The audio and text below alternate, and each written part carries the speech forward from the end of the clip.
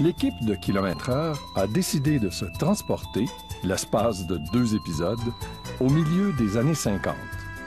Lors de l'épisode précédent, Nicolas a annoncé à son père qu'il ne voulait plus devenir prêtre. Au bureau, Sylvie a engagé une certaine Roxane, une femme plutôt libérée pour son temps. Denis, son ami Germain et l'abbé Jean-Louis, l'aumônier du magazine, sont inquiets. Le monde est en train de changer. Michel Barrette. Marie-Lisbourg, Francis de Passier. Ainsi que Gilda Roy dans 1000 à l'heure. Alors, si vous voulez signer ici... Ben là, pesez plus fort, il y a 3 copies carbone en dessous. Ici, ici, ici, ici, ici... Non, ici, puis ici. Alors, ici, puis ici, puis ici. Voulez-vous me faire mourir à l'ouvrage, ou là? Hey! C'est tout ce que vous faites dans ce bureau-là, puis pour 10 fois mon salaire, ça fait que bottez-vous le derrière. Pardon? C'est quoi cette soudaine arrogance? Est-ce que je dois sentir ici un certain vent de révolte? Auriez-vous subi des mauvaises influences récemment, Madame Côté? Non. Excusez, ça se reproduira plus. J'espère. Monsieur Charret, j'ai pas des très bonnes nouvelles. À propos de mon fils, c'est ça? Hein? Ah, son manque de conviction est très convaincant. Je voudrais pas vous faire peur, là, mais si le progrès est pas encore entré chez vous, ben d'après moi, là, il est rendu sur le perron puis s'apprête à cogner. Dites-moi pas d'affaires de même, vous, là. Écoutez, j'ai l'impression que d'être resté si longtemps sans mère, ça y a déréglé le sens des valeurs à ce pauvre enfant-là. Il me semble que s'il y avait à nouveau une femme dans cette maison-là, là, hein, ça se replacerait. Êtes-vous en train de me demander de me remarier, vous, là? Parce que l'amour, là, ça se commande pas, ça. Ah ouais, on parle pas d'amour, là, on parle de mariage. Ah, mais même à ça, une femme libre de mon âge, ça court pas les rues, là. Ah, ben justement, on vient d'engager quelqu'un à la comptabilité. Une petite nouvelle? Oui, Libre? c'est le cas de le dire.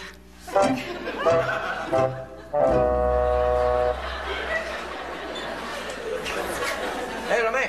Hey, Denis!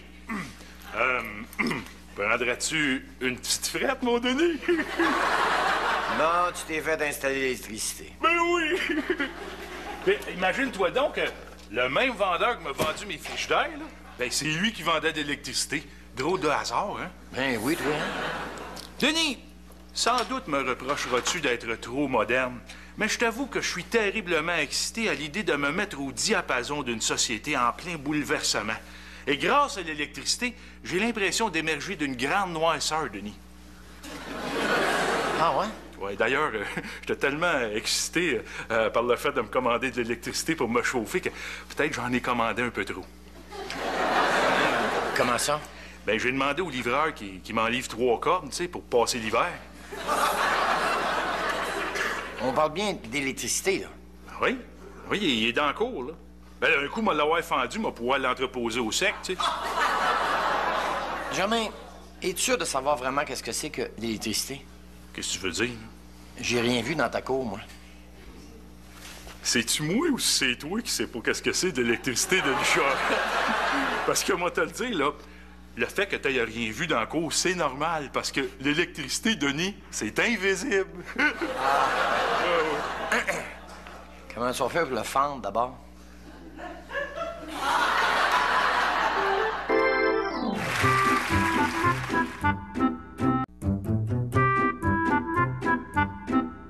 Voici un message d'intérêt public. Michel, tu ne vas pas prendre ta machine dans cet état? Mais pourquoi donc, Sonia? Je n'ai que quelques bières, 2-3 cognacs et 2-3 bouteilles de vin de but. Justement, take one for the road. Ici, Michel Et Madame Jean-Claude Latour, anciennement Sonia Vachon quand j'étais fille. Saviez-vous qu'une étude de 1956 démontre que trop d'automobilistes se blessent parce qu'ils sont trop crispés au moment de l'accident? C'est pourquoi le bon gouvernement de la province de Québec a imposé une limite de 0,08 en matière d'alcool au volant. Mais Sonia, qu'est-ce que ça signifie? Eh bien, Michel, cela signifie que tout automobiliste qui n'aura pas un minimum de 0,08 d'alcool dans le sang pourra perdre son permis et même avoir un dossier criminel. Alors, Sonia, tu viens donc de me sauver la vie. Et je t'en remercie. Oh, un instant, Michel. N'oublies-tu pas quelque chose? Quoi donc, Sonia? Mais ta ceinture de sécurité, par exemple. Quoi? Cette nouvelle invention? N'est-ce pas là seulement pour une raison esthétique? Oh, pas seulement pour ça. C'est aussi un opener très efficace. C'est donc vrai. L'alcool au volant, ça n'a jamais tué personne.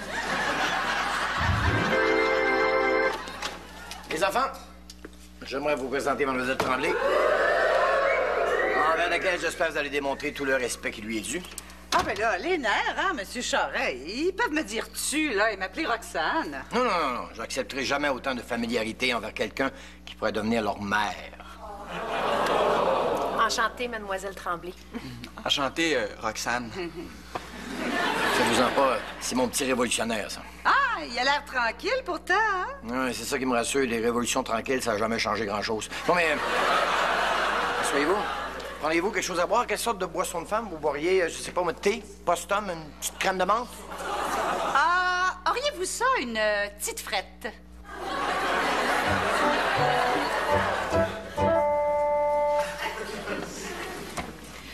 Mon père, j'ai péché. Très bien. Et comment avez-vous péché, ma fille? Ah, de plein de façons, mon père. Par exemple? Attendez, Ah, j'ai menti à ma mère. Donnez-moi plus de détails. Ben, j'ai dit oui quand elle m'a demandé si j'avais faim pour une deuxième assiété. Dernièrement, ça? Ah non, c'est quand j'avais 8 ans. Je m'excuse, mais vous vous êtes déjà confessé pour ce péché-là. Ah oui? 4 fois. Ben, c'est pas de ma faute, j'ai rien fait de mal depuis. Faites un effort, hein? Il y a plein de choses qui n'ont pas l'air graves à première vue, mais avec lesquelles on peut se culpabiliser en se forçant un peu. Je fais mon possible, Père Dubuc. Mais je commence à me demander si je viens trop souvent confesse pour le nombre de péchés que je fais. À moi de décider qu'est-ce qui est péché et qu'est-ce qui ne l'est pas, Madame Côté. Ben, ça aussi, ça commence à me fatiguer. C'est quoi cette petite attitude-là, tout d'un coup? Auriez-vous été victime d'influences néfastes? Néfaste? Je pense pas. Parce que si vous voulez qu'on vous en trouve des péchés, je suis sûr qu'il y a moyen. Je peux vous aider. Ah bon? Oui, certainement. Par exemple, comment ça se fait que vous aviez arrêté la famille au bout de 4 enfants? Ben, si vous aviez accouché, vous le sauriez.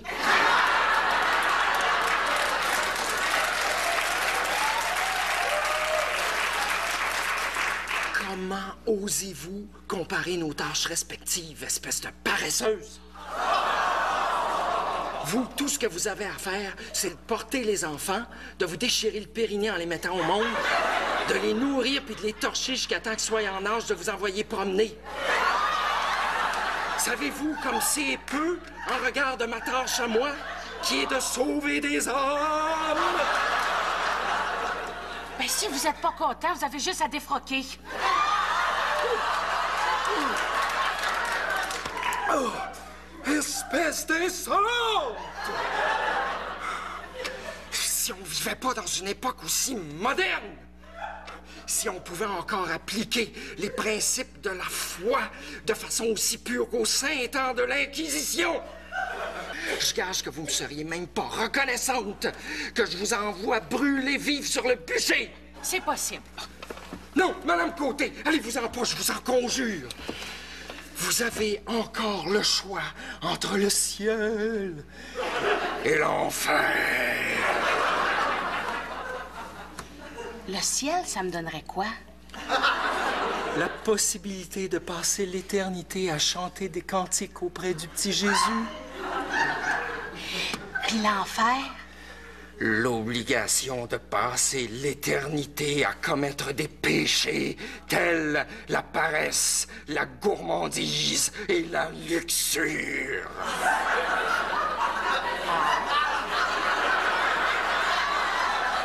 Qu'est-ce que vous choisissez? Je peux-tu y penser?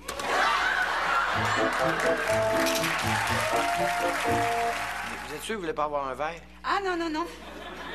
J'aime mieux ça de même. Mais pour revenir à ce qu'on disait, là, Nicolas, comme ça, tu vas être sociologue. Oui. Papa voulait que je sois prêtre, là, mais bon. Ah, mais t'es bien mieux de faire quelque chose qui va te rendre heureux, tu sais.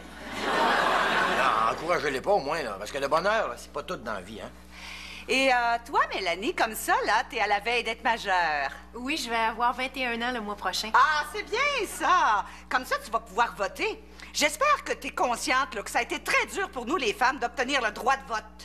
Le droit de vote, le droit de vote. À quoi ça va servir d'avoir le droit de vote si elle n'a pas un mari pour lui dire quoi faire avec? Est-ce qu'elle a un mari en vue? J'espère bien que non, là. Elle est en masse. Ah, ça me rassure, hein, que vous lui mettiez pas de pression de ce côté-là, comme bien des pères, hein, et que vous lui laissiez jouir de sa liberté. Ben là, jouir, il faudrait quand même pas que sa liberté il fasse un petit, hein? Ah, oui, mais il y a des façons, hein, pour une fille d'avoir du fun sans avoir peur d'être fille-mère, tu sais, Mélanie. Si tu veux, là, je pourrais te donner des trucs. Franchement, Mademoiselle Tremblay. Ben quoi? Est-ce que tu vois des garçons, des fois? Ah, ben c'est sûr, hein? Papa, mon frère. Ah, mon frère, papa. Non, je veux dire, est-ce que tu vois, là, des garçons de façon intime? Ben là, elle lave nos caleçons, c'est intime en masse, toi. Oui, mais... Laissez-la donc répondre, Monsieur Charret. Je vous ai pas invité ici, vous laissez monter mes enfants contre moi. On est une famille respectable ici, OK? Quand la modernité frappe à la porte, on fait semblant qu'on n'est pas là. Oui, mais des fois, là, elle frappe pas avant d'entrer, Monsieur Charret. C'est extraordinaire, Denis! L'arrivée de l'électricité chez moi a ouvert la porte à une effervescente stimulation de mes sens. En premier lieu, Louis. Louis? En effet! Mais d'abord, laisse-moi te présenter ma plus récente acquisition. C'est un gramophone électrique et portatif que l'on nomme... Pick-up! Pick-up, je peux faire jouer mes 78 tours là-dessus? Malheureusement non, Denis, car une révolution ne vient jamais seule. Alors, adieu 78 tours, voici le 33 tours! Bougie! 33 tours au lieu de 78? Mais qu'est-ce qu'ils font avec les restants? Pense-y 2 minutes, Denis, là. 78 moins 33 égale... 45? Bravo, Denis, car voici le 45 tours!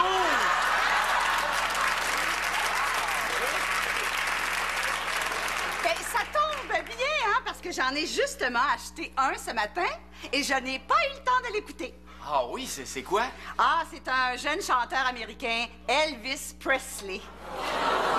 Elvis Presley. T'es froqué. Encore faudrait-il que le diable me taille une tentation à ma mesure.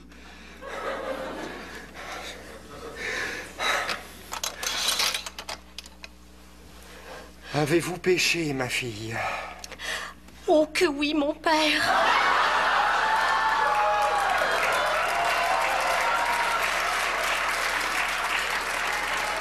Et si nous ne vivions pas dans une époque si moderne, si on pouvait encore appliquer les principes de la foi de façon aussi pure qu'au temps de l'Inquisition, je vous serais reconnaissante de m'envoyer me faire brûler vive sur le bûcher.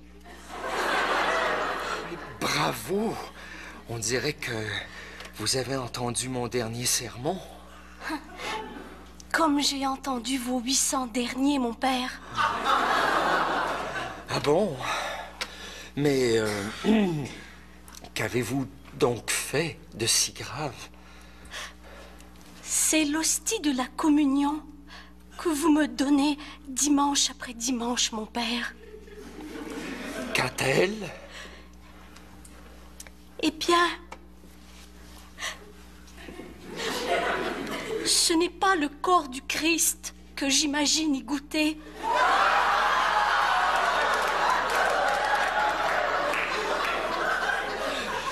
Continuez. Jamais je n'oserais. J'aurais trop peur de vous troubler. Troublez. Troublez, s'il vous plaît.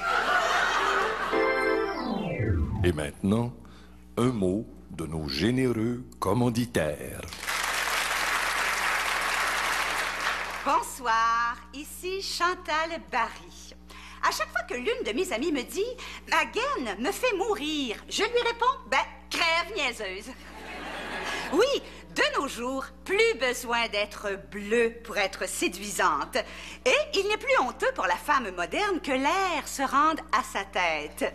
Oui, mesdames, les temps ont changé pour le mieux. Désormais, mettre son toton en valeur ne signifie plus rire les jokes plates de notre mari. C'est pourquoi j'ai adopté le modèle de soutien-gorge Just Stay There de Flatix, qui, tout en s'adaptant à mon anatomie, me permet de garder ma poitrine devant moi. Oui, Just Stay There de Flatix. En plus, ça nous fera quelque chose à brûler quand on sera choqué.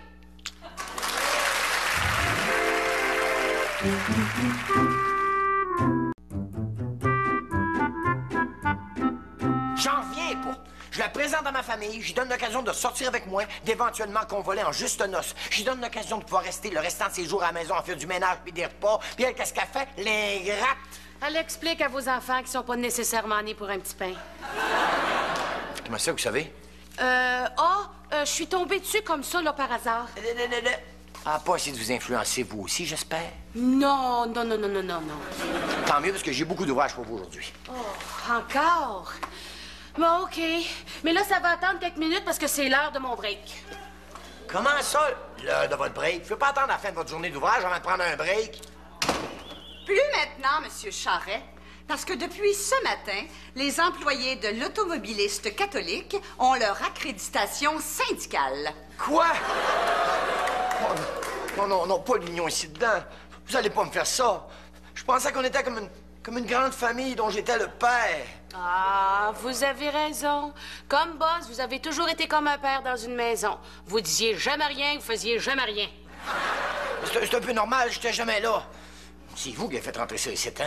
Pourtant, en vous laissant me sortir, je vous ai donné la chance de prouver que vous étiez pas un homme aussi rétrograde que ce qu'on racontait. Ça, c'est bien les femmes. On joue une game, ils nous le reprochent. On reste naturel, ils nous le reprochent aussi. Et l'arrivée de l'union, cher Monsieur Charret, ce n'est qu'un début.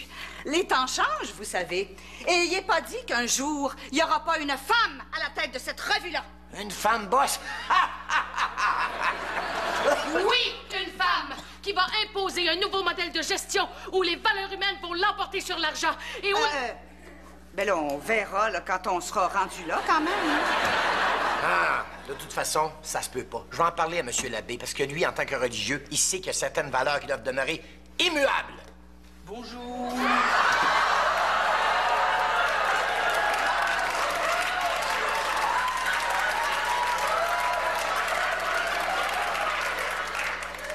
Qu'est-ce que c'est ça?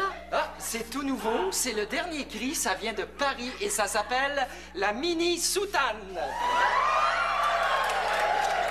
Aimez-vous ça? J'imagine qu'on va s'habituer, hein? Oh! Depuis quelque temps, là, je sens comme un vent de folie qui s'est emparé de la société. Et depuis que je porte ça, je le sens même souffler à des endroits que je savais même pas qu'ils existaient. Là, il faut que vous faisiez quelque chose, M. Lemonnier, parce que cette folle-là a fait écouter du Elvis Presley à mes enfants. Du qui? Ah, Elvis Presley, un nouveau chanteur américain qui rend les femmes hystériques. Ah oui, lui aussi. Oh non, moi, garçon, je comprends plus rien. Toi qui veux plus être curé, et l'union qui rentre au bureau, on dirait que mon monde est en train de s'écrouler. Ben voyons, papa, le monde change, c'est tout. Ouais, je me sens tellement malheureux, là. Il va falloir que vous fassiez à l'idée, hein, parce que c'est pas fini. Hey, ça a l'air qu'en laboratoire, là, ils sont même en train de développer une pilule qui va faire en sorte qu'une fille qui prend ça, là, peut pas tomber enceinte. Ah ouais? Ouais, mais c'est peut-être pas le genre d'affaire que vous avez le goût d'entendre parler, hein? Ben, tu sais, garçon, je suis pas si fermé que ça au progrès, quand même.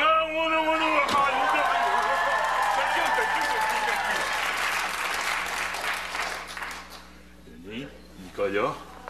Je viens d'être initié à la plus récente trouvaille technologique. Quoi donc? La télévision.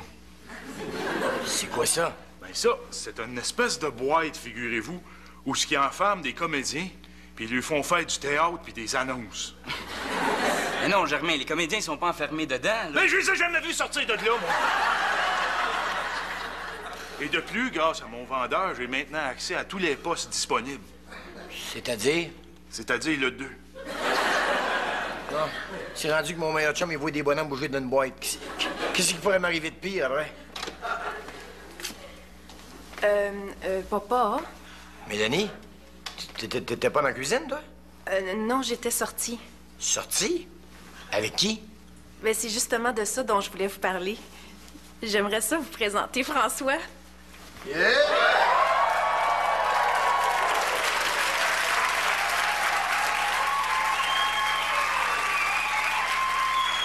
Ça va, mon petit monsieur Charest?